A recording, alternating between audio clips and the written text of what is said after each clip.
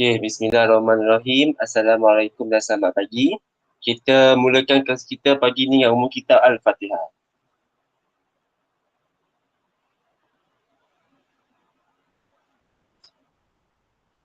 Okey, so untuk kelas pagi ni kita buat sejam je. Okey, di mana kita akan masuk terus bab 2 sebatian karbon pula So sebelum kita mula, suara abang jelas dan dengar ke? Boleh? Boleh So hari ni kita akan masuk bab 2 sebatian karbon. Okay, so dalam tingkatan 5, bab 1 dan bab 2 adalah dua bab yang kita panggil sebagai level dia susah sedikit. Berbanding bab 3, bab 4, bab 5. Okay, ada setengah pelajar dia lebih faham bab 1. Ada setengah pelajar dia faham bab 2. Okay, tapi fokuslah betul-betul sebab bab 2 ni pun agak panjang dan dia mengandungi banyak benda. Tetapi dia sama macam bab 1. Kalau dah faham konsep dari awal, insyaAllah okey saja. Cumanya bab 2 ni banyak juga melibatkan penghafalan. Okay?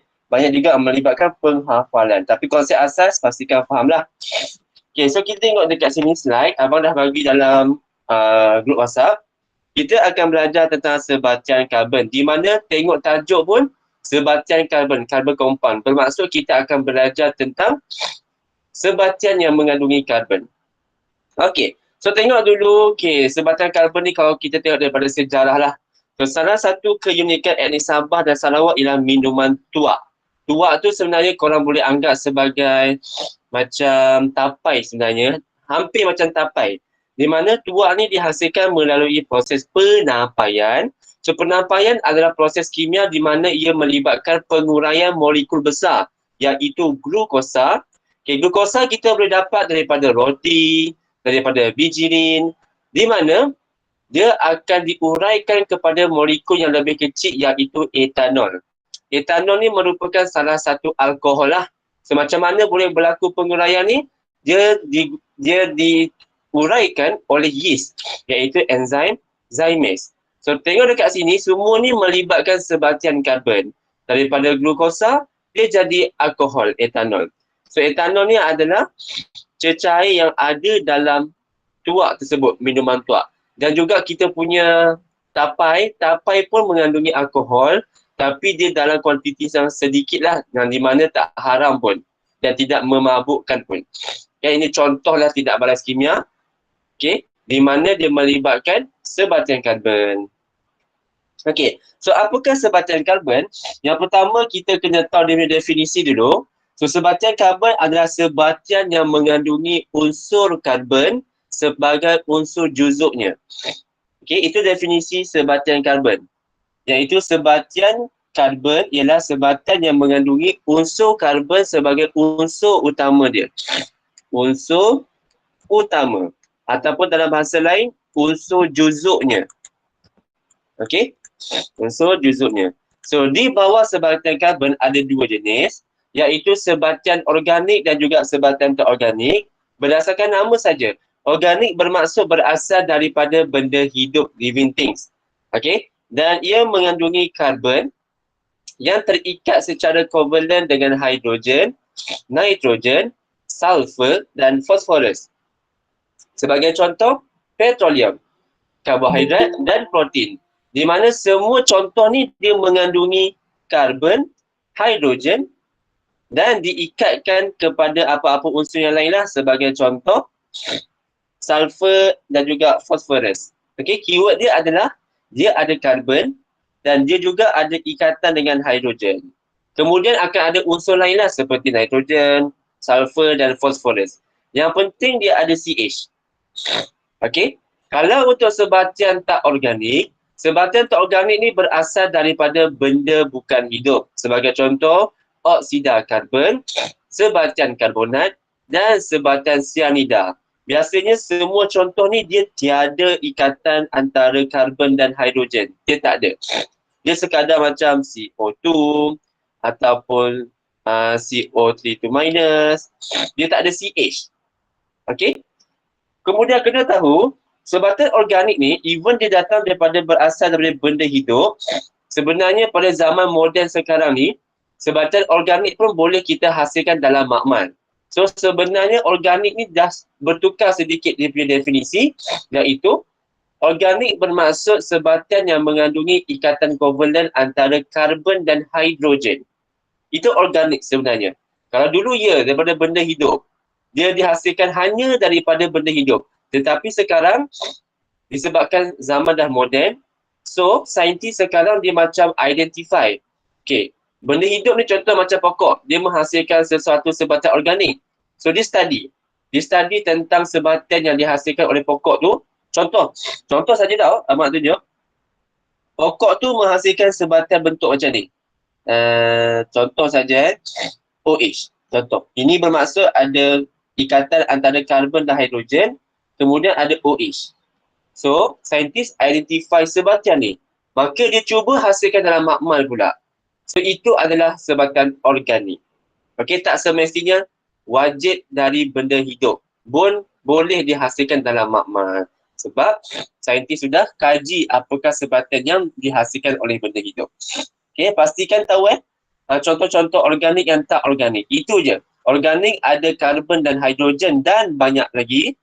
Tak organik tak ada langsung karbon dengan hidrogen. Okay. Next. Ini tak ya, abaikan. Okay. So dalam sebatian organik, kita akan belajar sebatian organik ya. Tak organik tidak belajar. Terdiri kepada dua komponen iaitu sebatian organik hidrokarbon dan sebatian organik bukan hidrokarbon. Tengok nama saja. Hidrokarbon bermaksud dia ada unsur hidrogen dan karbon sahaja. Sebagai contoh, metana. Sebagai contoh, sekejap lagi kita akan belajar. Metana formula dia CH4 ataupun propena. Formula dia C3H6. So, apakah maksud hidrokarbon? Sebatian organik yang mengandungi hidrogen dan karbon sahaja. Contoh kalau nama secara pasar, petrol dan gas asli. Kalau bukan hidrokarbon, dia masih ada hidrogen, masih ada karbon, cumanya ada penambahan unsur lain seperti oksigen, nitrogen, fosforus ataupun halogen. Sebagai contoh, sekejap Okey, sebagai contoh, kita akan ada glukosa. Contoh formula glukosa adalah C6, H12, O6. Dia ada karbon, dia ada hidrogen tetapi ada penambahan unsur oksigen. Maka glukosa ni adalah sebatian organik bukan hidrokarbon. Contoh lain yang dinyatakan kat situ. Okey, so yang ni yang kita akan study dalam bab ni, hidrokarbon dan bukan hidrokarbon. Okey, dalam hidrokarbon pula.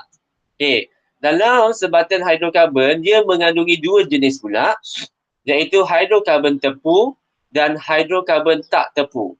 Dalam bahasa Inggeris, hidrokarbon tepu ni kita panggil sebagai saturated. Saturated. So, bila saturated bermaksud dia mengandungi satu ikatan sahaja. Okey, satu ikatan sahaja. So, apakah maksud hidrokarbon tepu? Mempunyai hanya ikatan tunggal antara atom karbon. Okey, bermaksud dalam formula dia, dalam formula struktur dia, mesti ada ikatan tunggal je. Tak ada ikatan lain. Okay, nanti korang akan nampak lah. Dia macam, semua ni ikatan tunggal. Tak ada pun ikatan ganda 2 ataupun ganda 3. Okay, so itu adalah saturated hydrocarbon. Hydrocarbon tepu. Contoh alkana. Nanti kita akan belajar.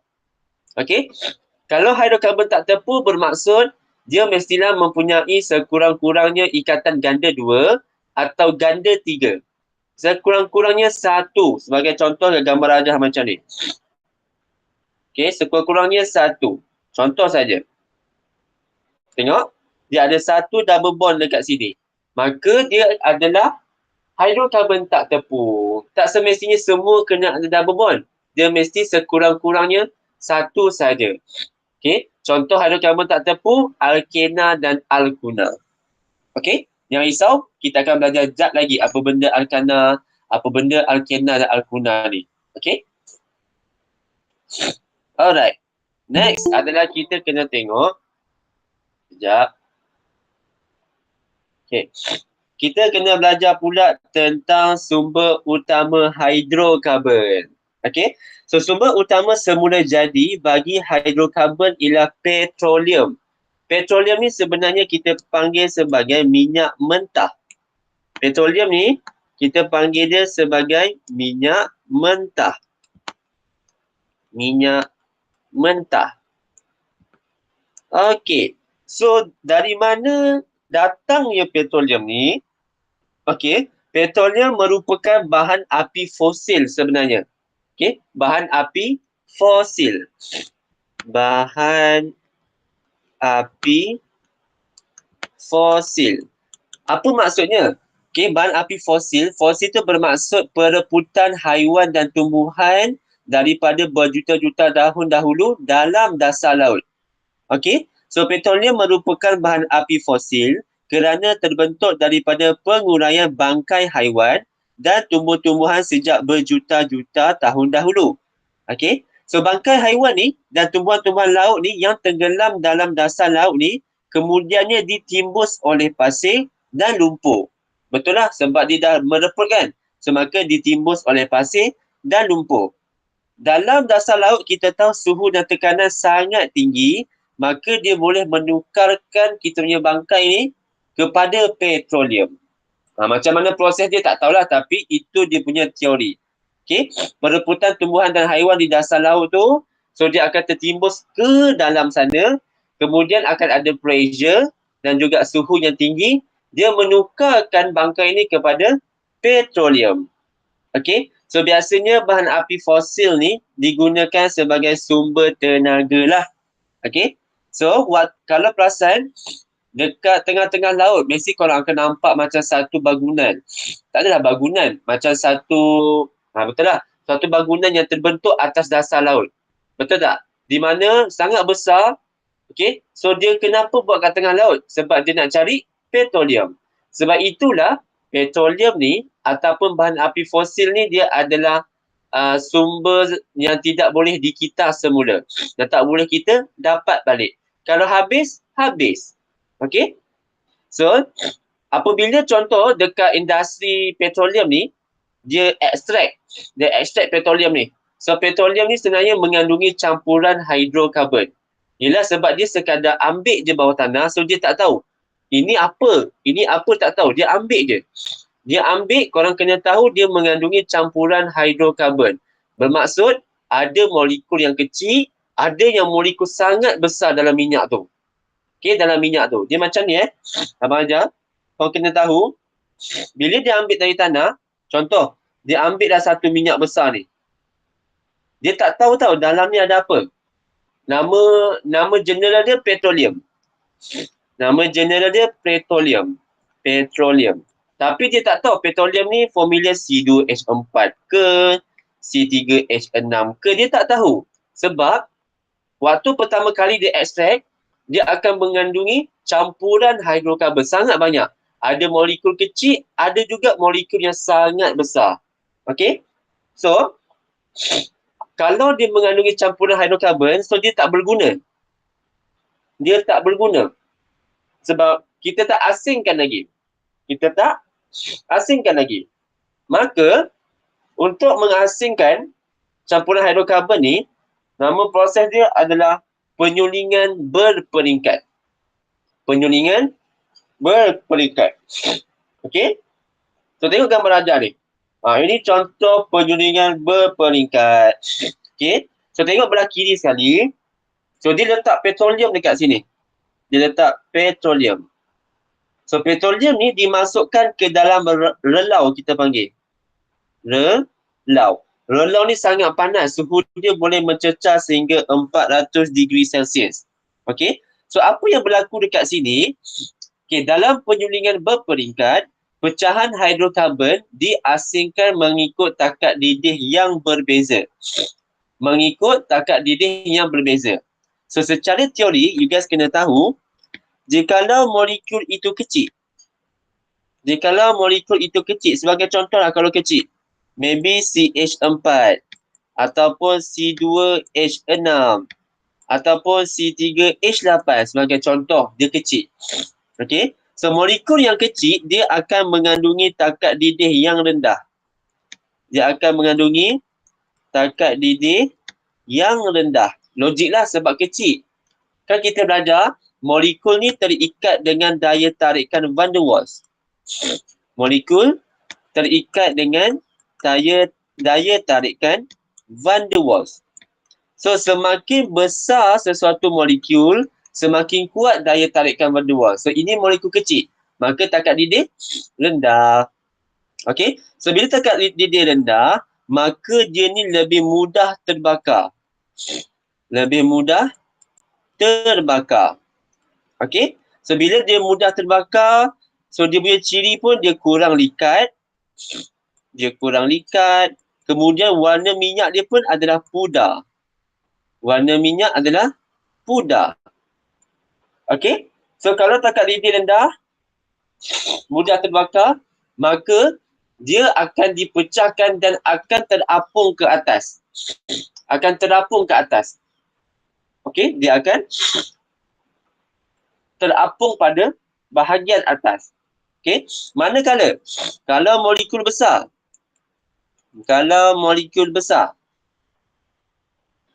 sebagai contoh, C10H22, contoh. Dia besar kan? So dia terbalik dengan molekul kecil. Molekul besar ni akan ada takat didih yang tinggi, maka dia tidak mudah terbakar, and then dia lebih likat, so warna dia lebih gelap.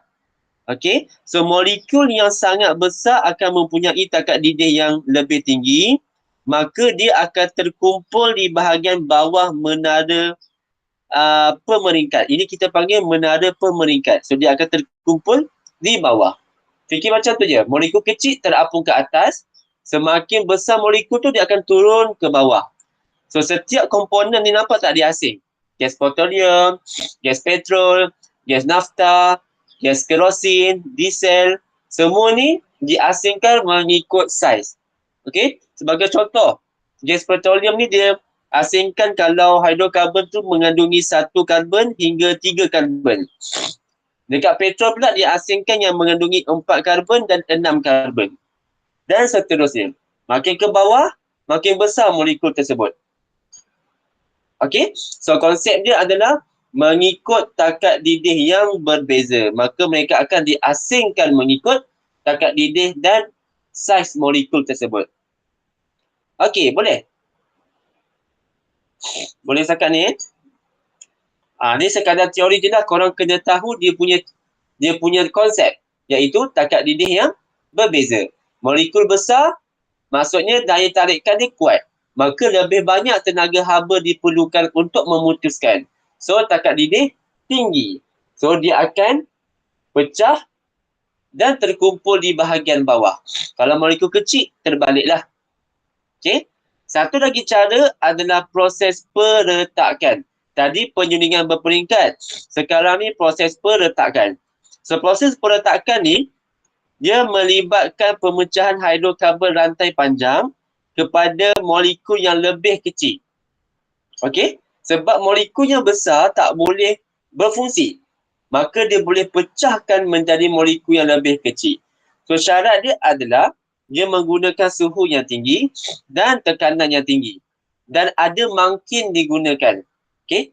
Mangkin ni adalah diguna aluminium oksida dan silikon 4 oksida. Okey, sebagai contoh, kalau peretakan, dia ada cara dia. Contoh kalau kita ada Dekana nama dia. C10H22. Ini nama dia Dekana. Dekana. So, apa yang jadi? Contoh. 1, 2, 3, 4, 5, 6, 7, 8, 9, 10. So, dia sangat besar. Maka dia akan pecahkan jadi dua benda. Sama ada dia jadi 1, 2, 3, 4, 5. Satu lagi pun 1, 2, 3, 4, 5. Tapi ada double bond. Just ambil tahu, molekul yang besar ni, dia akan pecahkan jadi salah satu hidrokarbon yang kecil ni sekadar mengandungi ikatan tunggal. sekadar mengandungi ikatan tunggal antara atom karbon, manakala satu lagi molekul mesti akan terbentuk sekurang-kurangnya satu ikatan ganda dua. Sekurang-kurangnya satu ikatan ganda dua.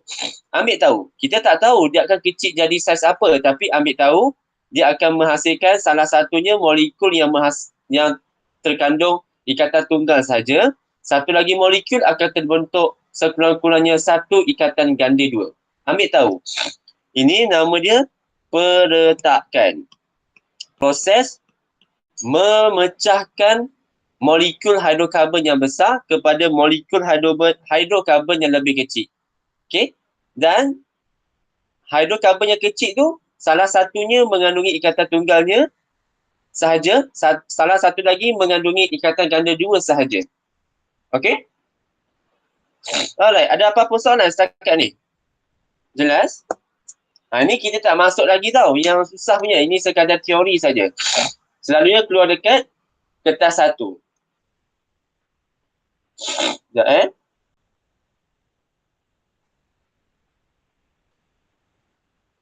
sebentar.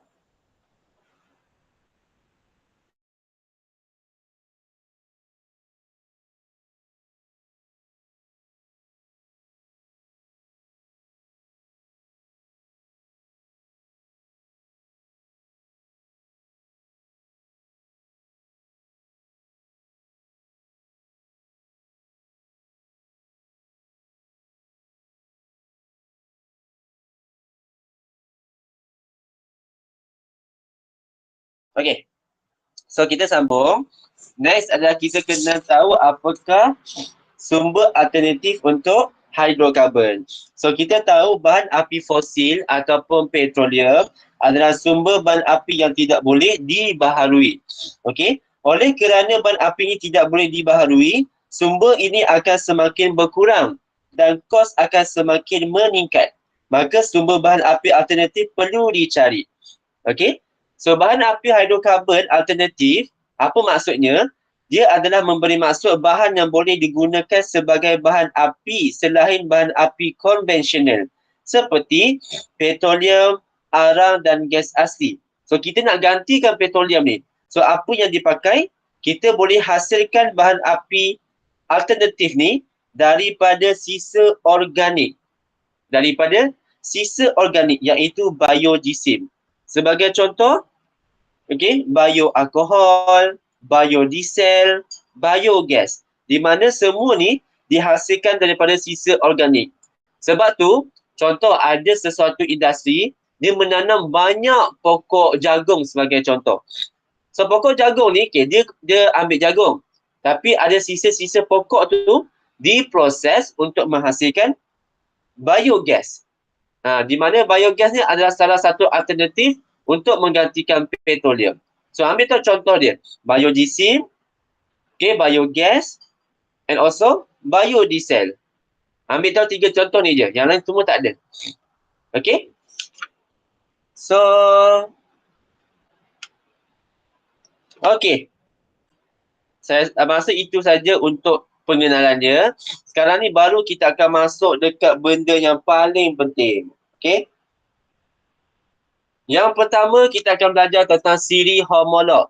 Siri homolog ni selalunya abang anggap dia sebagai nama keluarga. Nama keluarga. Okey.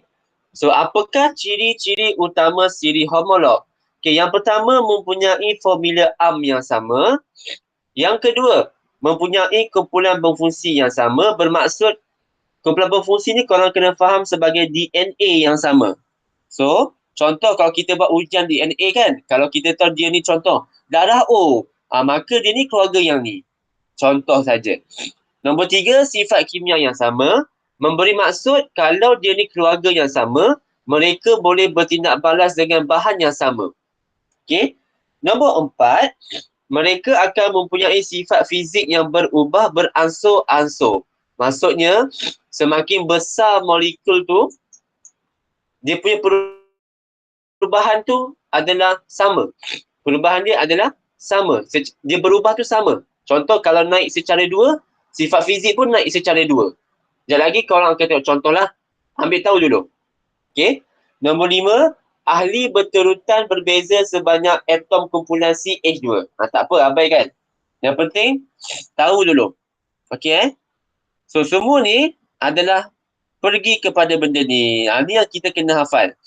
Okay. Siri homolog adalah nama keluarga.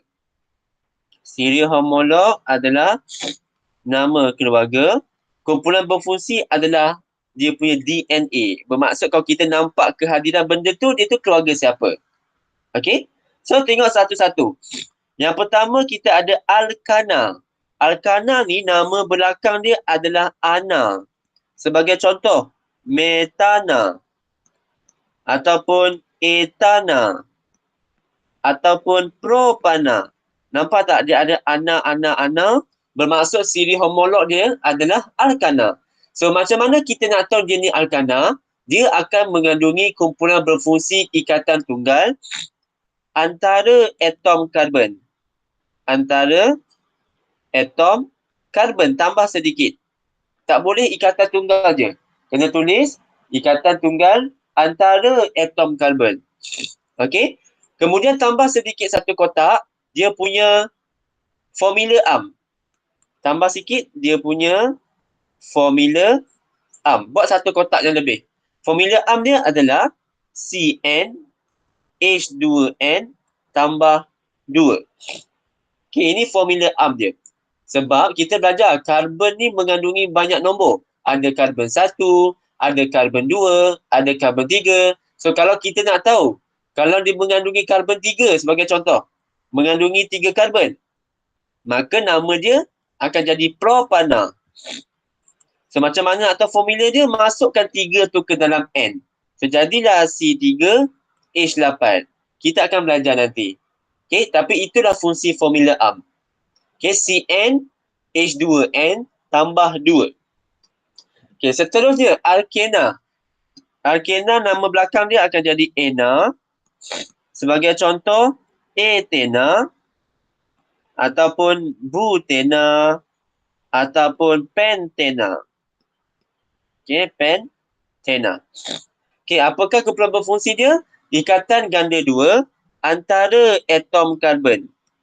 Antara atom karbon. Okay. So, sebagai contoh, yang ni. Korang tengok ada double bond. Lepas tu, ikatan tunggal yang lain tu. Nampak double bond je, automatic alkena.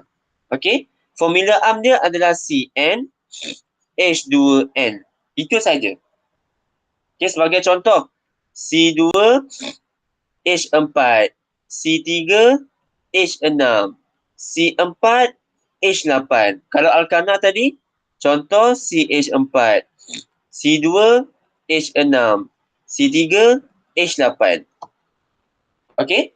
Yang ketiga, keluarga yang ketiga adalah alkuna. Okey.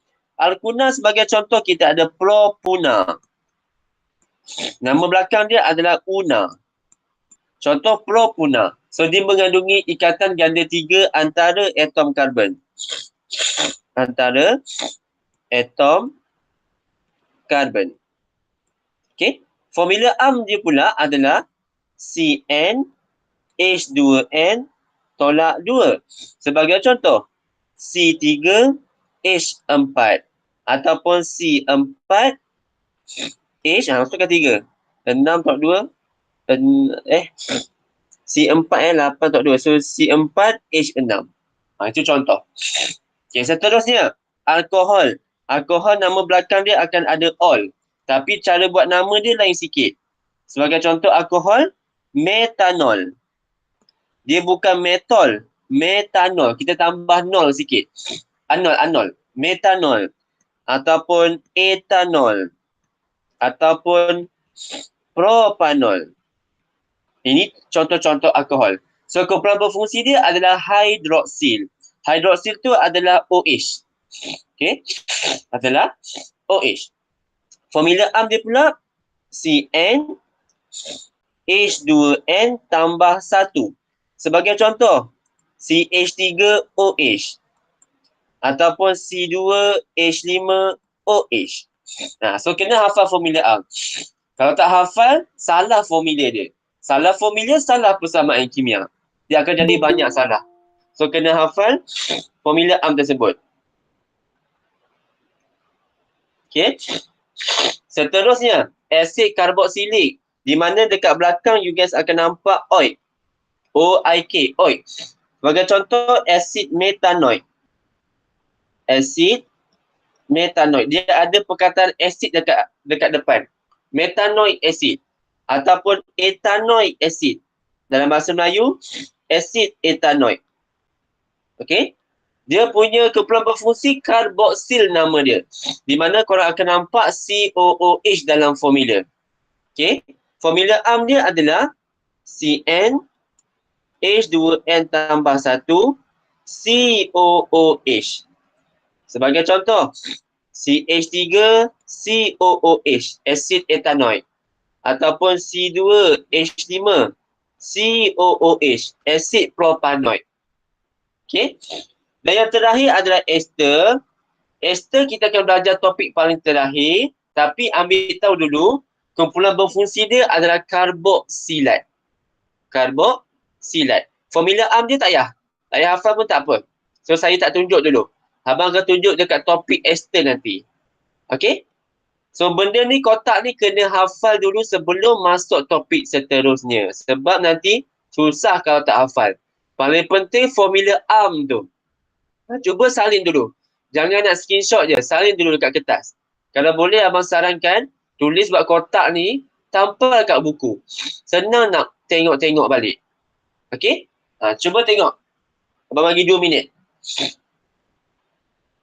Okay, tengok dulu sebelum kita sambung. Kejap ya.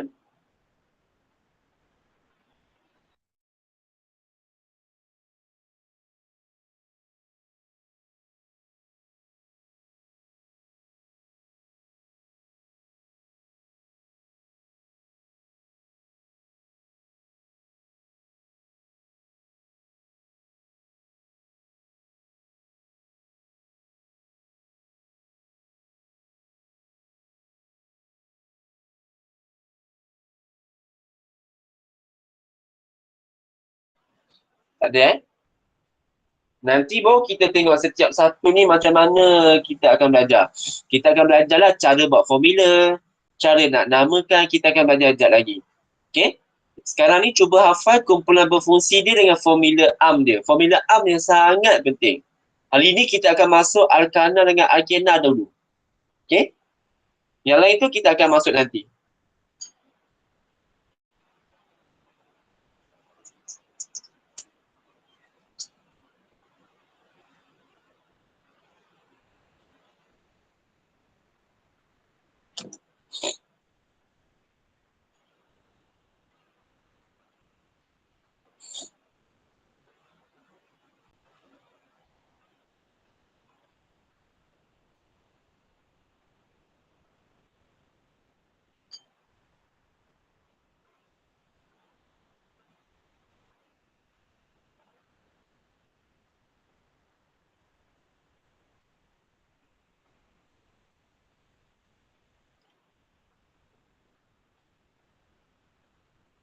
Okay, so kita tengok alkana kita belajar alkana. Yang lain ni abaikan, korang boleh tengok. Okay, kejap.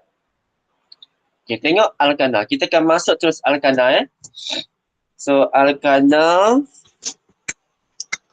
Okay, alkin. Bahasa Inggeris dia alkin. So, ini alkana, alkin. Nama belakang dia mestilah mengandungi ana. Okay, dalam bahasa Inggeris, N lah, A-N-E. Okay, alkana ni, yang pertama sekali ambil tahu formula am. Formula am dia CN H2N tambah 2. Ingat tu. Manakala functional group pula, kumpulan berfungsi.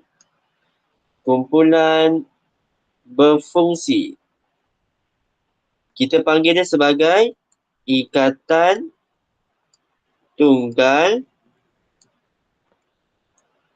antara atom karbon.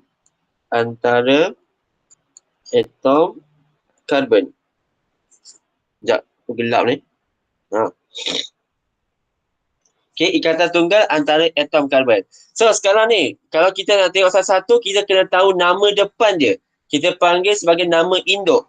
Contoh, okay, tengok bilangan karbon Contoh, kalau bilangan karbon dia 1, nama depan dia adalah met.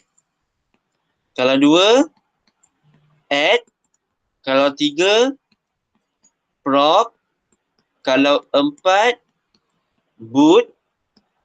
5, pad. 6, hex. 7, hep. 8, op. 9, non. 10, deck. Kena hafal depan dia ni. Kalau bilangan karbon 1, depan dia mat. Abang rasa yang kena hafal 4 ni je. Dulu abang hafal 4 ni je. Kenapa? Sebab yang bawah ni, dia macam ikut bentuk. Pentagon 5 sisi, so pen 5 karbon. Hexagon 6 sisi, maka 6. Heptagon 7 sisi, maka 7. Tu cara abang lah. Okey? Nanti, dia ada cara menghafal dia boleh tengok. Okey? Siapa yang tak hafal bentuk, tak boleh lah. Pentagon tak tahu berapa sisi, susah lah. Macam abang memang hafal. Pentagon 5 sisi, maka pen 5. Okay. So, kalau untuk alkana, so nama dia akan jadi macam mana? So, metana. Etana. Tambah ana je. Propana. Butana. Pentena. Dan seterusnya. Okay. Dan seterusnya. So, kita cuba tengok satu dulu. Contoh sebagai metana. Okay. Metana ni kita panggil sebagai nama molekul. Okay. Nama molekul adalah metana. Metana bermaksud karbon dia 1. So, kalau karbon 1 memberi maksud N dia 1. Sebab apa? Sebab kita nak buat formula molekul pula. Formula molekul. Formula molekul senang je. Kalau nama dia metana, metana memberi maksud karbon dia ada 1. So, N dia 1. Masukkan 1 ke dalam formula.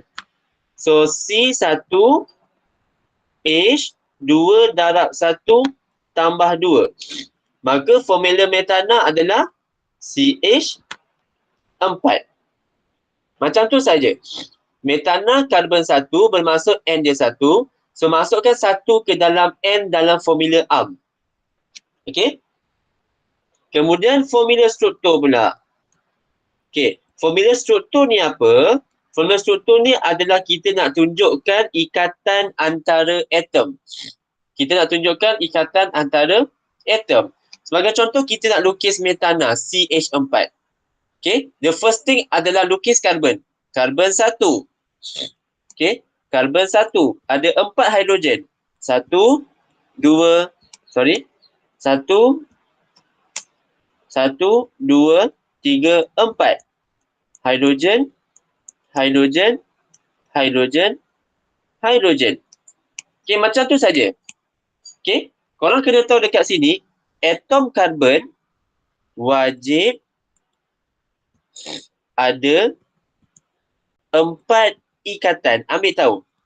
Ikatan karbon wajib ada 4 ikatan. Tak kisahlah tak kisahlah jenis ikatan dia, pastikan ada 4 ikatan. Nanti korang akan nampak kat alkena. Okey. Seterusnya. Contoh lain kita buat propana. Propana pula. Contoh propana. So propana bermaksud ada 3 karbon. So N dia 3 lah. So cuba kita buat formula molekul dia. Masukkan. So C3 H2 darab 2 tambah 2. Maka formula molekul untuk propana adalah C3 H8. Okey? So nak melukis pula. C3 H8 kan? Lukis karbon dulu macam ni. 1, Jap. Okay, satu. Kenapa macam ni? Satu, dua, tiga. Buat macam tu. Lukis 3 karbon dan terikat dengan ikatan tunggal. Lukis dia macam tu dulu. Lukis 3 karbon dan setiap karbon tu terikat dengan satu ikatan. Kemudian cukupkan 4 ikatan dekat karbon. Cukupkan 4 ikatan dekat karbon. Contoh tengok karbon nombor 1 ni. Sekarang ni dia baru ada satu ikatan. Tambah lagi 3. 1, 2, 3, 4. Macam tu. Karbon nombor 2 pula, perasan tak dia baru ada 2 ikatan. Dekat kiri, dekat kanan. Baru ada 2 ikatan. Maka tambah lagi. 1, 2, 3, 4 atas bawah dia. Okey?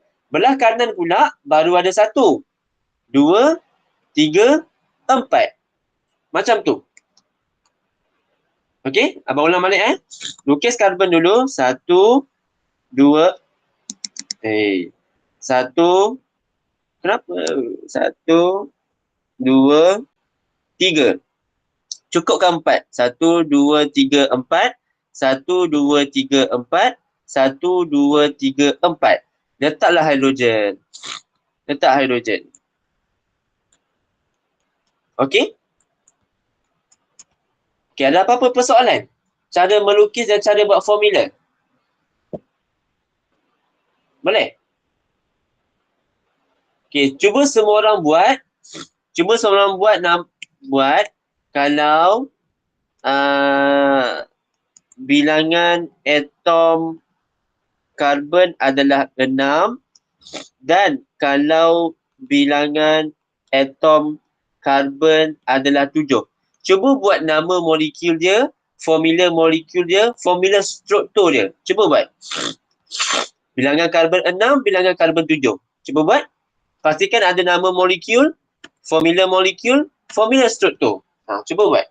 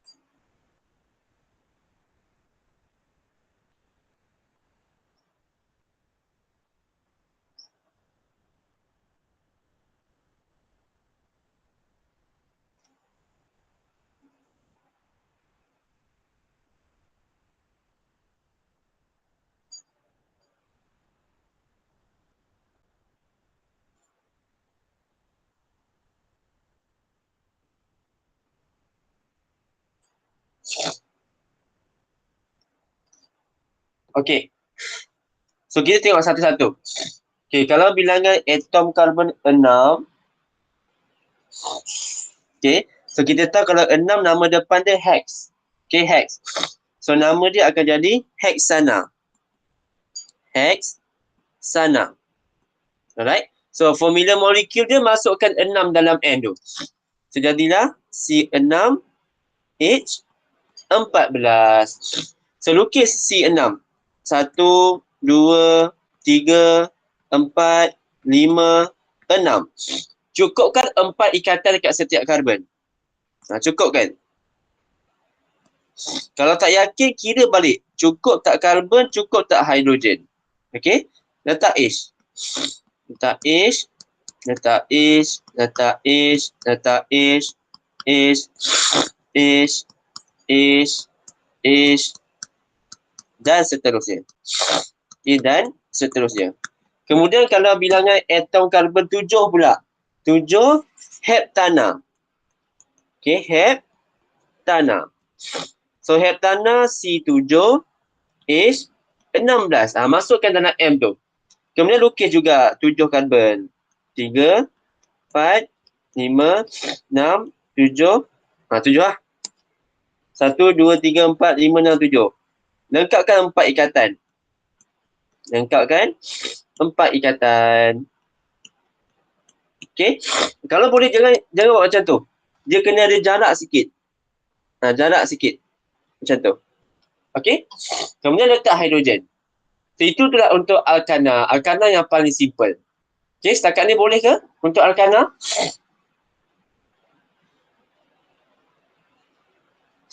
Ada apa-apa persoalan? Tak ada Okey, kita sambung alkena sikit Lepas tu dah. Okey, untuk alkena. Okey, alkena. Okey, alkena ataupun alkin. Nama belakang dia mestilah ada ena ataupun in. Okey. So formula am dia adalah CnH2n. Okey, CnH2n. Dia punya kumpulan berfungsi pula adalah ikatan ganda 2 antara atom karbon. Antara atom karbon. Double bond between carbon atom. Kalau tak ada between carbon atom, salah. Jangan ikatan 2 saja. Sebagai contoh macam ni. C double bond C. Korang akan nampak macam ni nanti. Ada ikatan ganda 2. Okay, kita terus tengok satu-satu. Contoh, kalau kita buat bilangan atom karbon 2. Contoh, kalau ada 2 karbon. So, 2 karbon memberi maksud nama dia etena. Ni kena hafal yang bilangan karbon tu. Kalau ada 2 bermaksud etena. So, masukkan dalam formula. C2H4. C2H4. Okey. So, cara lukis sama macam tadi. Ada 2 karbon. Maka 1, 1, 2. Sekejap, kenapa macam ni Sekejap 1, 2. Buat je macam ni. Lepas tu kita tahu alkena ni mengandungi ikatan ganda 2 kan. So letaklah double bond dekat sini. Letak je.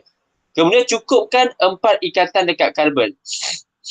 Okey. So perasan tak dekat karbon kiri tu dah ada 2 ikatan. Maka tambah lagi 2. 1, 2. 1, 2.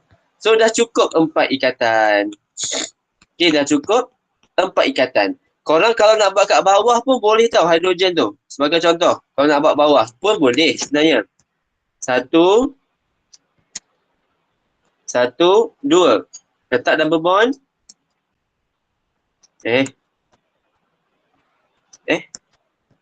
Macam tu Nak letak bawah pun boleh, tak kisah. Letaklah hidrogen. So pastikan cukup 4 dekat karbon. Nampak kan ada 4? 1, 2, 3, 4. 1, 2, 3, 4. Okey Okey. Cuba kita buat kalau 3 karbon pula. Okey, kalau 3 karbon. 3 karbon nama dia akan jadi propena. Okey, propena. So dia punya formula molekul adalah C3H6. Okey, macam mana nak lukis formula struktur? Ada 3 karbon. 1, 2, 3. Buat je macam ni. 1, 2, 3. Okey. Disebabkan ada ganda 2, letak je dekat mana-mana dulu. Contoh dekat sini. Contoh dekat situ. And then cukupkan 4 ikatan. Dekat belah kiri ada 1, 2, 3, 4. Dekat karbon tengah pula dah ada 1, 2, 3, 4. Karbon belah kanan pula 1, 2, 3, 4. Maka cukupkan karbon hidrogen. Cukupkan hidrogen. Macam itu saja. Double bond tu pun boleh je letak dekat belah kanan tadi. Boleh. Nanti kita akan belajar lebih dalam. Iaitu kalau dia bagi nama lain macam mana nak lukis. Okey, sekarang ni kita belajar asas dulu. Cara nak lukis alkena. Dapat ke setakat ni? Korang faham kan yang abang kata 4 ikatan tu? Kena pandai tengok. Double bond tu memberi maksud 2 ikatan. Maka dia dah ada 2. Macam karbon tengah tu. Karbon tengah. Ni karbon nombor 2 ni. Dia dah ada 1, 2, 3. Maka tambah satu lagi ke atas ataupun bawah. Supaya cukup 4 ikatan. Okey? Rokim, okey Rokim? Faham cara lukis ni? Boleh So, sekarang kita cuba tengok butena. Okey, kalau 4 karbon. Okey, 4 karbon. 4 karbon kita tahu butena. Butena. Butena formula dia C4H8. Okey, buat macam tadi. Lukis 4 atom karbon. 1, 2, 3, 4. Okey. Double bond letak mana? Kita letak je mana-mana dulu. Contoh kita letak kat kiri sekali. Letak kat kiri sekali. Cukupkan 4. Cukupkan 4. Letak hidrogen. Letak hidrogen.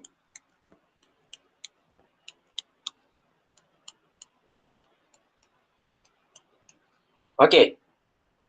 So sekarang ni ini butena. Right now kita akan belajar cara nak namakan mengikut nama IUPAC. Cara nak namakan mengikut nama IUPAC. Nama IUPAC ni memberi maksud nama penuh dia. Sebagai contoh, kalau nama kita adalah, contoh nama abang kan, Ahmad Amzah bin Abdul Aziz. Itu nama IUPAC. Tapi orang panggil Amzah. Sama juga macam ni. Nama penuh dia lain. Tapi orang panggil butena. So, macam mana kita nak bagi nama dekat dia? Okay, yang pertama, kita kena tentukan rantai terpanjang dulu. Tentukan rantai terpanjang karbon. Tentukan rantai terpanjang karbon. So, kita perasan dekat sini, ini yang paling panjang.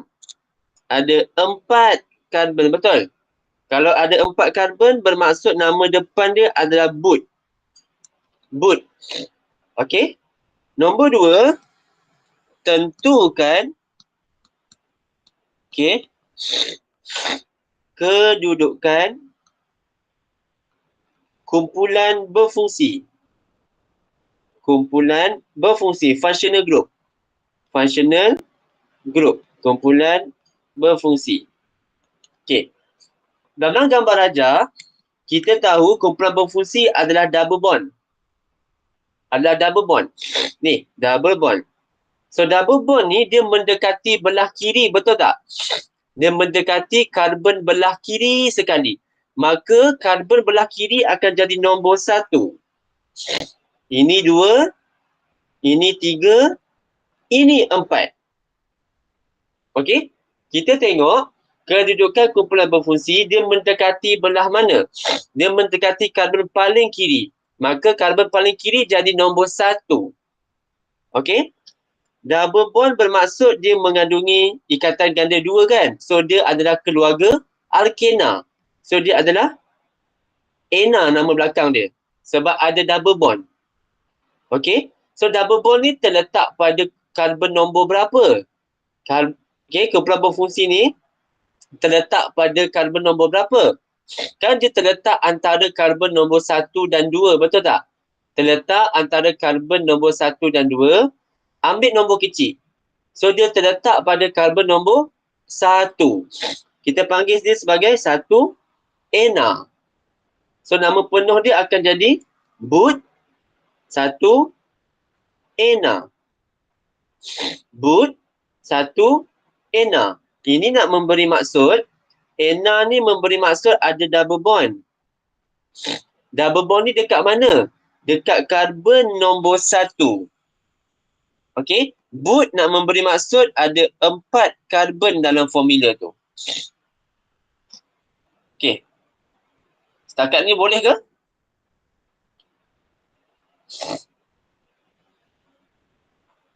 Okay, tengok dulu.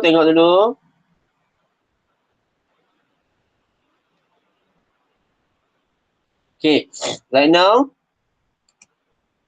kalau abang ubah sikit. Okay, 1, 2, 3, 4. Okay, double bond letak tengah sebagai contoh. Okay. Kemudian kita lukis, lengkapkan 4 ikatan. Macam biasa. Lengkapkan 4 ikatan.